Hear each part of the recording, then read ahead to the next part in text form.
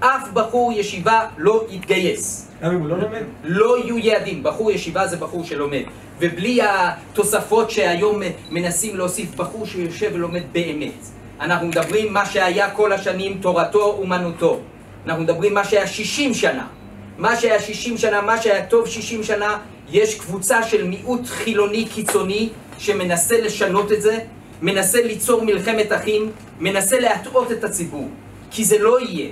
כי גם האנשים שלא מסכימים איתנו, בסופו של יום הם רק מטעים ומשלים חלק מהציבור החילוני שחושבים שיהיה גיוס חרדים. לא יהיה גיוס חרדים, כל הישיבות ימשיכו. לא יהיה גיוס חרדים בקנה מידה גדול. תמיד היו שוליים שפרשו מהציבור החרדי. אנחנו מדברים על המרכז של הציבור החרדי, על רוב רובו של הציבור החרדי, ועולם הישיבות ימשיך ויגדל. וזה לא על דעתי אני אומר את זה. גם על דעת כל אדם מדגל התורה, כשהוא יושב בינו לבין עצמו ולא יושב מול המיקרופון, הוא אומר שעולם התורה ילך ויגדל ולא ימעט. וההטיה הזאת של הציבור החילוני זה גם פשע לעולם החילוני.